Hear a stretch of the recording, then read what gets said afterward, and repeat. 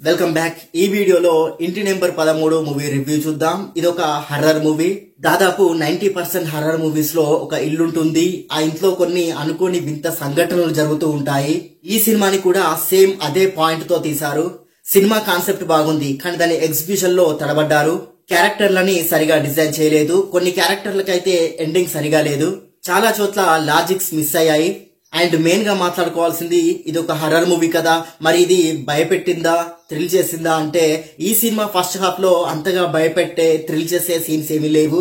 స్టోరీలో ఆ స్కోప్ ఉంది, కానీ డైరెక్టర్ సరిగా యూజ్ చేసుకోలేదు. ఇంటర్వెల్ సీన్ కొంచెం ఇంట్రెస్టింగ్ గా ఉంది.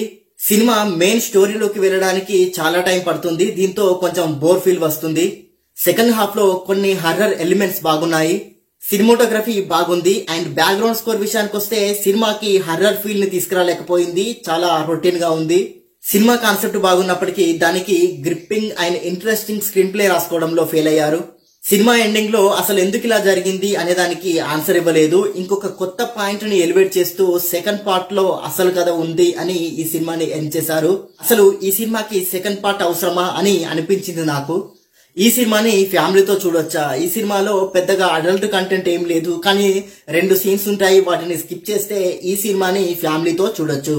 ఈ సినిమా ప్లస్ పాయింట్స్ విషయానికి వస్తే సినిమా కాన్సెప్ట్ బాగుంది, సినిమాటోగ్రఫీ బాగుంది, అండ్ సెకండ్ హాఫ్ లో కొన్ని సీన్స్ బాగున్నాయి.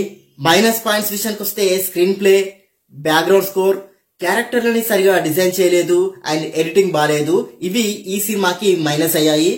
ఓవరాల్ గా సినిమా ఎలాగుందో ఒక్క ముక్కలో చెప్పాలంటే ఇది ఒక average movie, one time watchable. Horror movies ఇష్టపడే వాళ్ళు ఒకసారి ట్రై చేయొచ్చు.